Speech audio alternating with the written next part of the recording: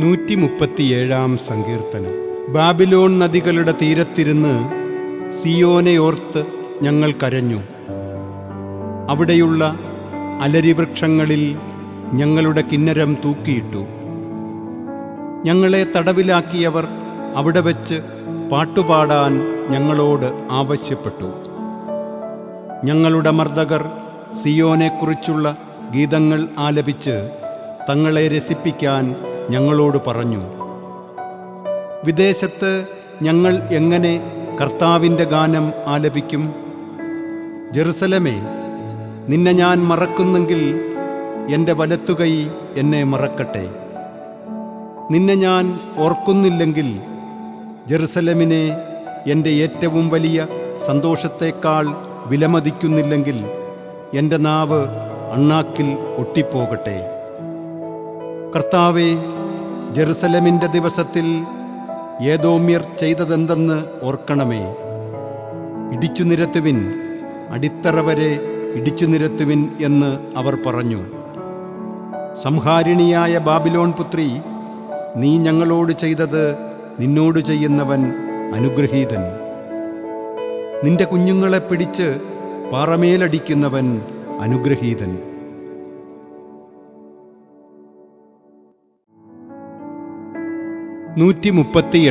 സങ്കീർത്തനം. ദാവീദിൻ്റെ സങ്കീർത്തനം. കർത്താവേ, ഞാൻ പൂർണ്ണ ഹൃദയത്തോടെ അങ്ങേക്ക് നന്ദി പറയുന്നു. ദേവന്മാരുടെ മുൻപിൽ ഞാൻ അങ്ങയെ പാടിപ്പുകഴ്ത്തും. ഞാൻ അങ്ങയുടെ വിശുദ്ധ മന്ദിരത്തിന് നേരെ ശിരസ്സു നമിക്കുന്നു. അങ്ങയുടെ കാരുണ്യത്തെയും വിശ്വസ്തതയെയും ഓർത്ത് അങ്ങേക്ക് നന്ദി പറയുന്നു. അങ്ങയുടെ നാമവും വാഗ്ദാനവും അത്യുന്നതമാണ്. ഞാൻ വിളിച്ചപേക്ഷിച്ച നാളിൽ അവിടുന്ന് എനിക്ക് ഉത്തരമരുളി. അവിടുന്ന് എൻ്റെ ആത്മാവിൽ ധൈര്യം പകർന്ന് എന്നെ ശക്തിപ്പെടുത്തി. കർത്താവേ, ഭൂമിയിലെ സകല രാജാക്കന്മാരും അങ്ങയെ പ്രകീർത്തിക്കും. എന്തെന്നാൽ അവർ അങ്ങയുടെ വാക്കുകൾ കേട്ടിരിക്കുന്നു. അവർ കർത്താവിൻ്റെ മാർഗങ്ങളെക്കുറിച്ച് പാടും. എന്തെന്നാൽ കർത്താവിൻ്റെ മഹത്വം വലുതാണ്. കർത്താവ് മഹോന്നതനാണെങ്കിലും താണവരെ കടാക്ഷിക്കുന്നു. അഹങ്കാരികളെ അവിടുന്ന് അകലെ വെച്ച് തന്നെ അറിയുന്നു. കഷ്ടതകളിലൂടെ കടന്നുപോകുന്നെങ്കിലും എൻ്റെ ജീവനെ അവിടുന്ന് പരിപാലിക്കുന്നു.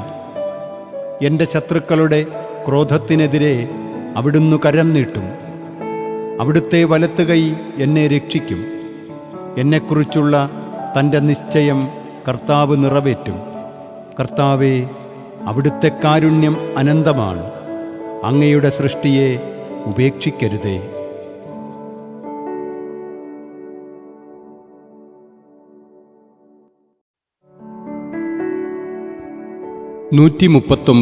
സങ്കീർത്തനം. ഗായക സംഘ നേതാവിന് ദാവീദിൻ്റെ സങ്കീർത്തനം. കർത്താവേ, അവിടുന്ന് എന്നെ പരിശോധിച്ചറിഞ്ഞിരിക്കുന്നു. ഞാൻ ഇരിക്കുന്നതും എഴുന്നേൽക്കുന്നതും അവിടുന്ന് അറിയുന്നു. എൻ്റെ വിചാരങ്ങൾ അവിടുന്ന് അകലെ നിന്നു മനസ്സിലാക്കുന്നു. എൻ്റെ നടപ്പും കിടപ്പും അങ്ങ് പരിശോധിച്ചറിയുന്നു. എൻ്റെ മാർഗങ്ങൾ അങ്ങേക്ക് നന്നായി അറിയാം. ഒരു വാക്ക് എൻ്റെ നാവിലെത്തുന്നതിന് മുൻപ് തന്നെ കർത്താവെ, അത് അവിടുന്ന് അറിയുന്നു. മുൻപിലും പിൻപിലും അവിടുന്ന് എനിക്കു കാവൽ നിൽക്കുന്നു. അവിടുത്തെ കരം എൻ്റെ മേലുണ്ട്. ഈ അറിവ് എന്നെ വിസ്മയിപ്പിക്കുന്നു. എനിക്ക് അപ്രാപ്യമാം വിധം അത് ഉന്നതമാണ്. അങ്ങയിൽ നിന്ന് ഞാൻ എവിടെ പോകും? അങ്ങയുടെ സന്നിധി വിട്ട് ഞാൻ എവിടെ ഓടിയൊളിക്കും? ആകാശത്തിൽ കയറിയാൽ അങ്ങ് അവിടെയുണ്ട്. ഞാൻ പാതാളത്തിൽ കിടക്ക വിരിച്ചാൽ അങ്ങ് അവിടെയുണ്ട്. ഞാൻ പ്രഭാതത്തിൻ്റെ ചിറക് ധരിച്ച് സമുദ്രത്തിൻ്റെ അതിർത്തിയിൽ ചെന്നു വസിച്ചാൽ അവിടെയും അങ്ങയുടെ കരം എന്നെ നയിക്കും. അങ്ങയുടെ വലത്തുകൈ എന്നെ പിടിച്ചു നടത്തും. ഇരുട്ട് എന്നെ മൂടട്ടെ, എൻ്റെ ചുറ്റുമുള്ള പ്രകാശം ഇരുട്ടായിത്തീരട്ടെ എന്നു ഞാൻ പറഞ്ഞാൽ ഇരുട്ടുപോലും അങ്ങേക്ക് ഇരുട്ടായിരിക്കുകയില്ല. രാത്രി പകൽ പോലെ പ്രകാശപൂർണമായിരിക്കും. എന്തെന്നാൽ അങ്ങേക്ക് ഇരുട്ട് പ്രകാശം പോലെ തന്നെയാണ്. അവിടുന്നാണ് എൻ്റെ അന്തരംഗത്തിന് രൂപം നൽകിയത്. എൻ്റെ അമ്മയുടെ ഉദരത്തിൽ അവിടുന്ന് എന്നെ മെനഞ്ഞു. ഞാൻ അങ്ങയെ സ്തുതിക്കുന്നു, എന്തെന്നാൽ അങ്ങ് എന്നെ വിസ്മയനീയമായി സൃഷ്ടിച്ചു.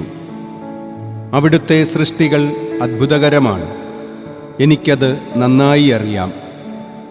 ഞാൻ നിഗൂഢതയിൽ ഉരുവാക്കപ്പെടുകയും ഭൂമിയുടെ അധോഭാഗങ്ങളിൽ വച്ച് സൂക്ഷ്മതയോടെ സൃഷ്ടിക്കപ്പെടുകയും ചെയ്തപ്പോൾ എൻ്റെ രൂപം അങ്ങേക്ക് അജ്ഞാതമായിരുന്നില്ല.